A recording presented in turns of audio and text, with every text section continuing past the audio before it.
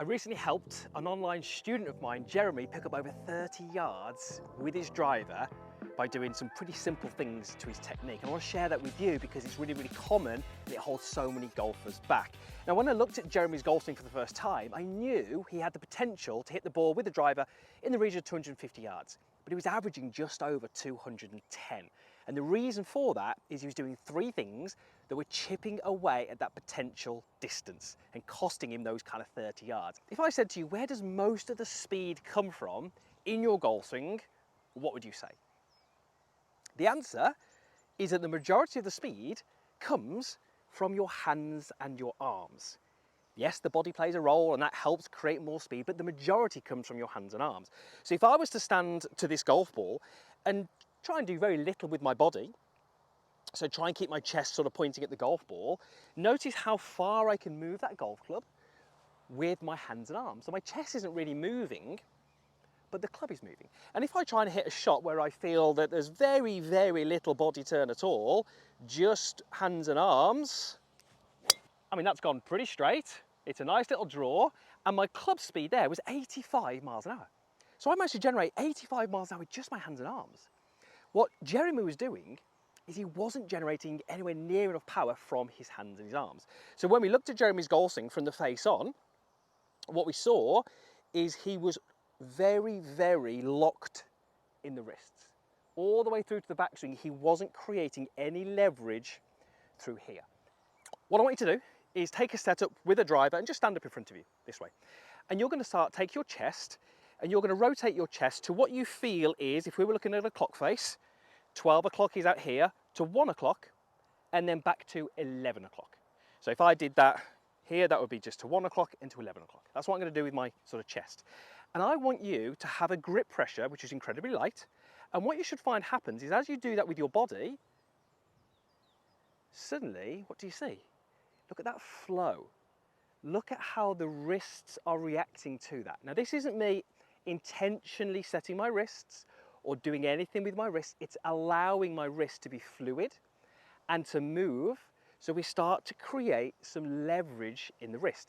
So the club head is traveling a significant amount further than what my chest is.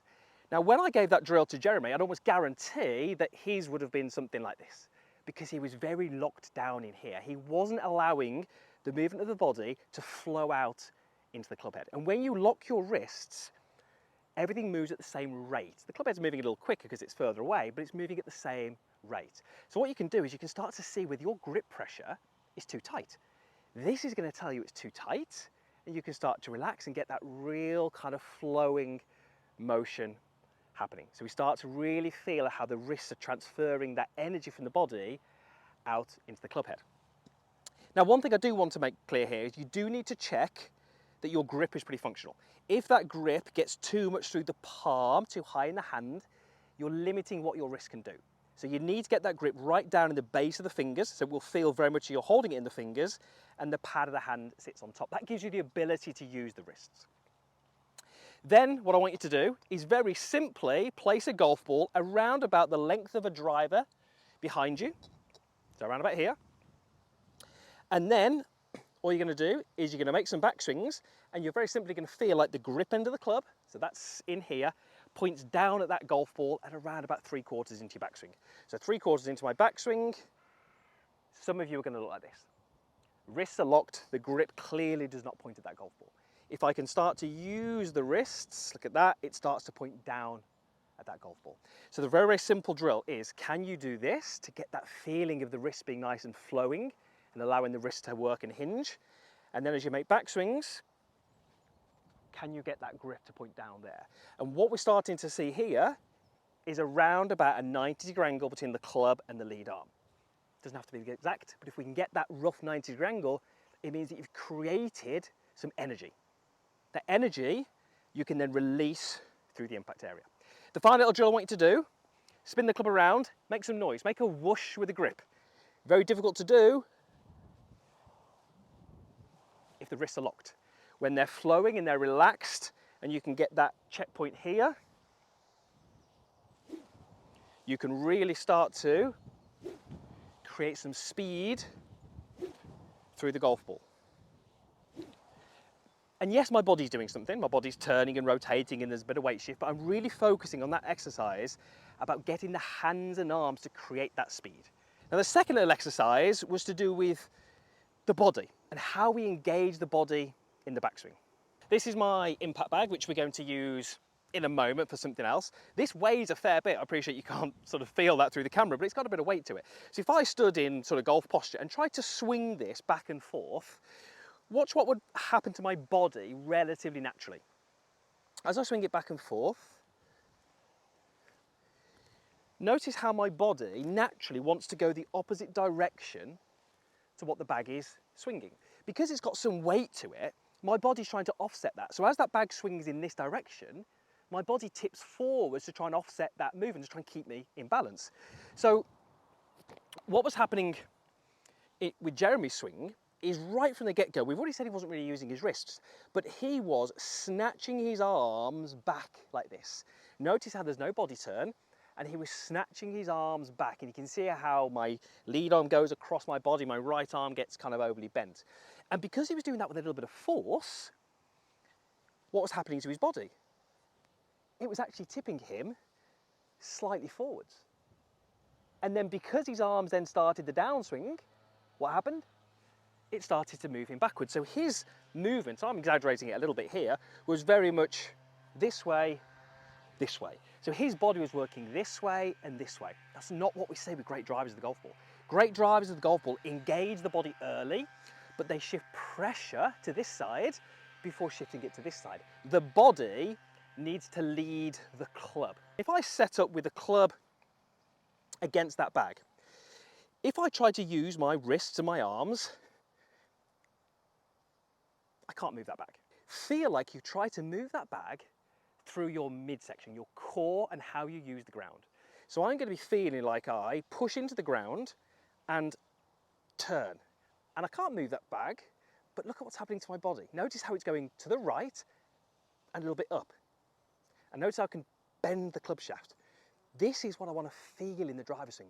The last thing I want to feel is that the wrists or the hands and arms are doing all the work. Number one, I can't move the bag at all. Number two, it's going to get me really, really narrow. So I want you to give this a little go and feel like, notice that's a very different move. The body is more engaged. And then when we start to do that without the bag, we start to visualize or sense that the club is incredibly heavy.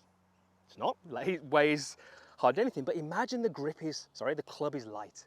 How would you move it? Well, what you would do is you would shift a little bit of weight, you would rotate a little bit of your body, and you would engage the body as the first thing that you do. So you get far more engagement in the body, far more width in the hands. Then we added in that wrist set that we spoke about, and suddenly we have this movement which is energized because you've got pressure shifting. We know that creates incredible amount of speed, and we've got some energy going this way, which we can then use to push it back into the ground. But the best way to feel and sense that is to start with the club target side of the ball. So we take a normal setup, we keep our posture, but we just put the club, whatever that is, a foot, 2 feet in front of the ball. And then I feel like the first thing I do is I put pressure through this trail side and I get my body to move and I engage my body. And we're going to create this nice wide move away where the arms are wide from the chest. I feel that pressure shifting into my trail side, and that is exactly the movement we need. That is so different to someone who does this and then this. The weight is going the complete opposite direction because of the club, and the hands and the arms are controlling that whole movement. And then the final thing really got him to that extra sort of 10 yards up to that 250 number. This was to do with shape of swing. This is so important. We often don't think about the shape of our swing and how it relates to speed.